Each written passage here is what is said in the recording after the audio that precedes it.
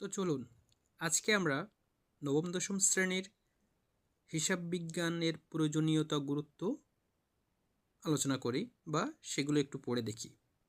শ্রেণীর বই থেকে হিসাব বিজ্ঞানের উদ্দেশ্য ও প্রয়োজনীয়তা জেনে নেব।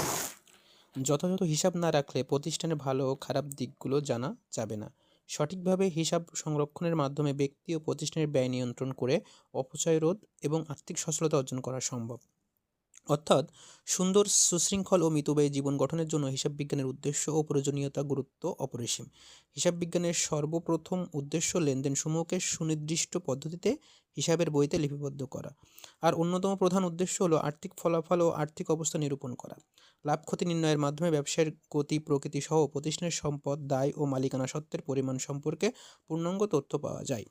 হিসাব বিজ্ঞান ব্যবসায়ের যাবতীয় ব্যয় সঠিকভাবে লিপিবদ্ধকরণের মাধ্যমে ব্যয় নিয়ন্ত্রণের সহায়তা করে। হিসাব বিজ্ঞানের মাধ্যমে সঠিক হিসাব রক্ষণের সাহায্যে প্রতিষ্ঠানের প্রতারণা, জালিয়াতি রোধ করা যায়। এছাড়া প্রতিষ্ঠানের একাধিক বছরের আর্থিক বিবরণী তুলনামূলক বিশ্লেষণের মাধ্যমে উন্নতি ও অবনতির দিক চিহ্নিত পূর্বক প্রয়োজনীয় পদক্ষেপ নিতে হিসাব বিজ্ঞান সহায়তা করে থাকে। দেশের সরকারের ও তার রাজস্ব আদায়ে এবং বিভিন্ন উন্নয়নমূলক খাতে ব্যয় সুষ্ঠু হিসাব রক্ষণের হিসাব বিজ্ঞান সহায়তা করে থাকে। তাহলে আজকে আমরা দেখলাম নবম দশম শ্রেণীর হিসাব বিজ্ঞানের উদ্দেশ্য